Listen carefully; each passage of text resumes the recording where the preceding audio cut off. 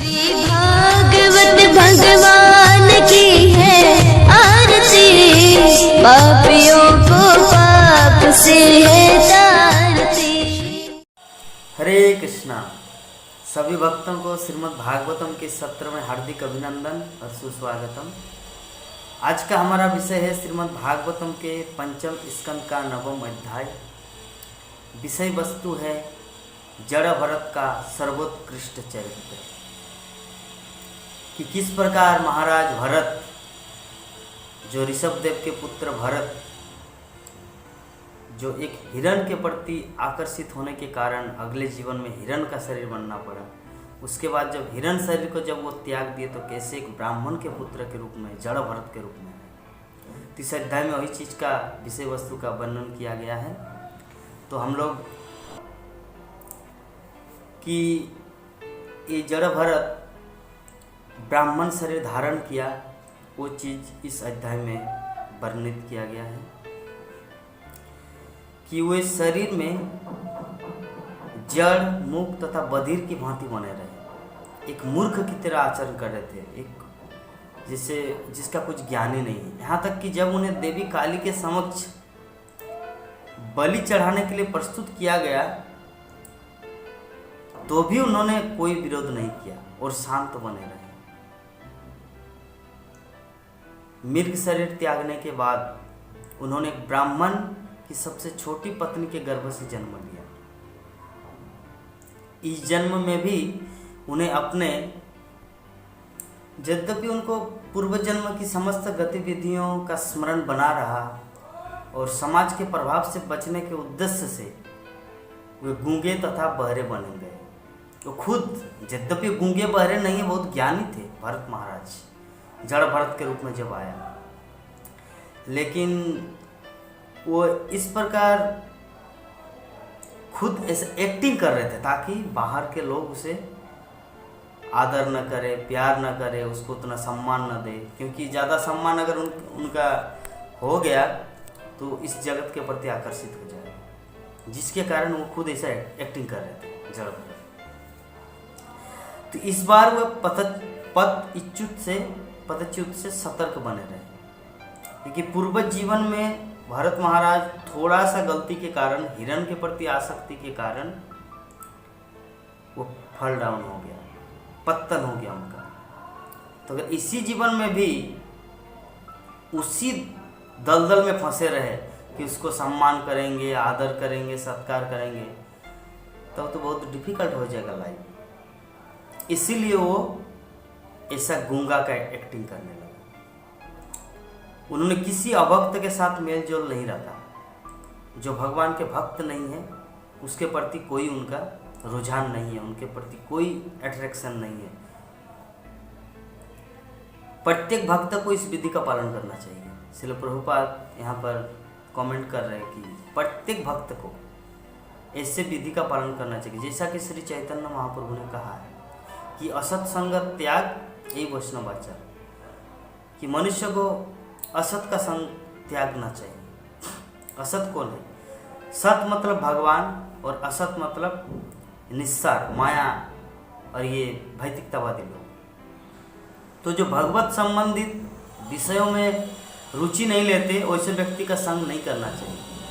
मनुष्य को चाहिए कि अभक्तों के संग से बिल्कुल दूर रहे, चाहे वो अपने सजन ही क्यों न हो, अपना ही माता पिता, अपना ही भाई बहन, चाचा चाची, मामा मौसी, कुछ भी हो, अपना ही सजन क्यों न हो, लेकिन अभक्त का संग नहीं करना चाहिए। क्योंकि जब भरत महाराज ब्राह्मण शरीर में थे तो उनके पड़ोस के लोग उन्हें विक्षिप्त जड़ व्यक्ति समझते थे। जड़ मतलब महामूर्ख समझते थे, सामने वाले पड़ोसी, नेबरर्स।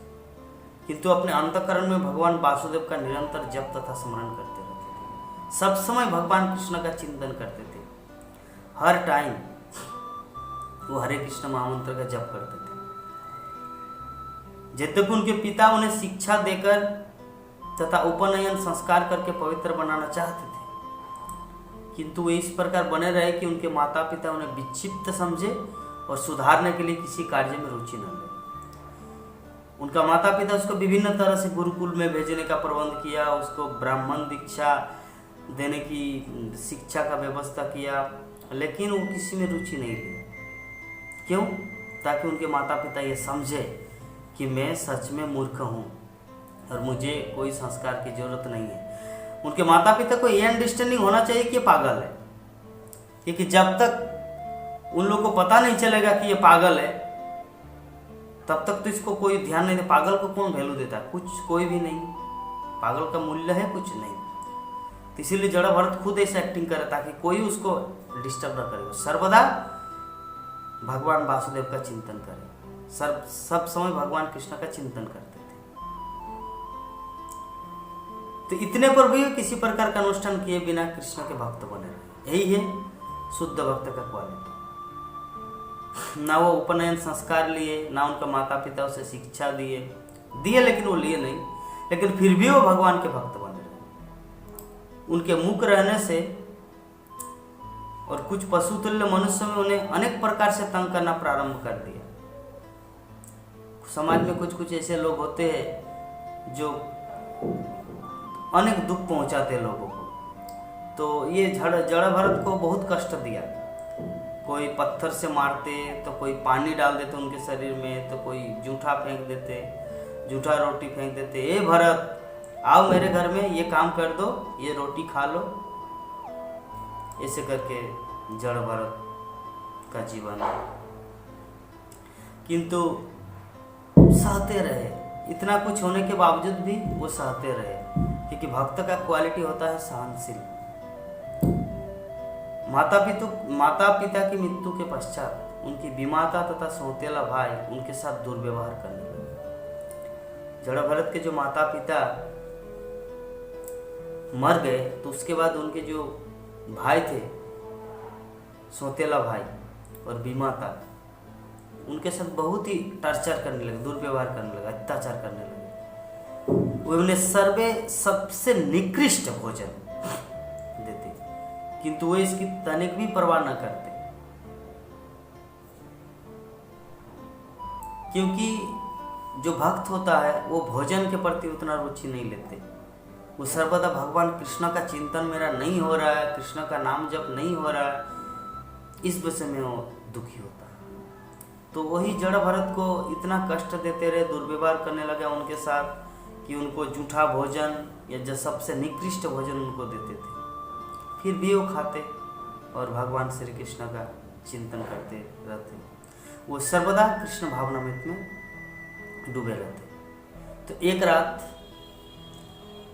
को उनके सौतेला भाई और माता ने उन्हें धान की खेत की रखवाली करने का कार्य सौंपा। धान का जो खेत होता है गांव में हम लोग देखते हैं, तो धान कोई पशु, कोई जंगली या कोई चुरा न ले या कोई खा न ले। अगर धान अगर पक जाए तो कोई उसे चुरा कर न ले, इसलिए उसके लिए एक रखवाली, एक सिक्योरिटी का व्यवस्था होता है। और इधर तो इस प्रकार ऐसी अवस्था में भी जो पागल की तरह आचरण करने वाला व्यक्ति भी कृष्ण भावना में सब समय डूबे रहते थे। किंतु कुछ डाकू अमावस्या की रात में भद्रकाली को नर बलि देने के लिए एक व्यक्ति को ढूंढ रहा था। तो उस समय डाकुओं के एक दल ने उनका अपहरण कर लिया। जड़ भरत को क्या किया, वहां से उठा लिया खेत से, और खेत से उठा लेने के बाद डाकुओं ने देवी काली के समक्ष भरत महाराज को मारने के लिए कटार उठाई दी, और देवी काली अपने भक्त के प्रति इस दुर्व्यवहार से चौंक उठी। और जो जहाँ पे बलि दिया जाता है व्यक्ति को कठेरे में गर्दन को घुसाया जाता है, जैसे बलि देने ही वाले थे, और भद्रकाली मतलब माँ काली वहाँ पर उपस्थित, तो उसको ये सहन नहीं हुआ। तो माँ काली क्या किया, इस प्रकार भगवान का शुद्ध भक्त अभक्तों के दुर्व्यवहार के प्रति मुख बन रह सकता है। जो चोर तथा उनके भक्तों के साथ दुर्व्यवहार करते उनको अंततः भगवान दंड देते। तो क्या किया, काली माता मूर्ति से प्रकट होकर अपना जो खड्ग है, खड्ग से समस्त डाकुओं को काट दिया और भरत महाराज को, मतलब इससे जड़ भरत को रक्षा की।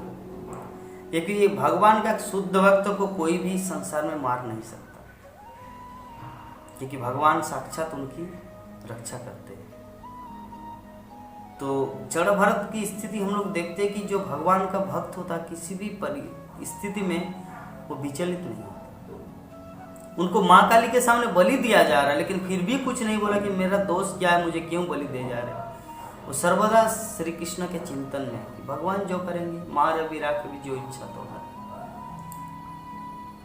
ऐसी अवस्था में वो अपने जीवन को संचालन करते हैं। यह शुद्ध भक्त का क्वालिटी।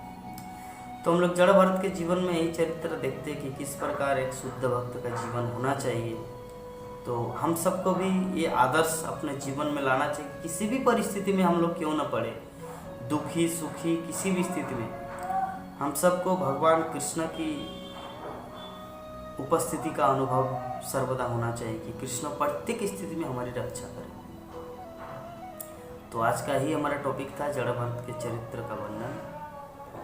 तो कल हम लोग एक दूसरे टॉपिक लेके आएंगे। तब तक के लिए हम आप सबसे विदा चाहते हैं। हरे कृष्ण।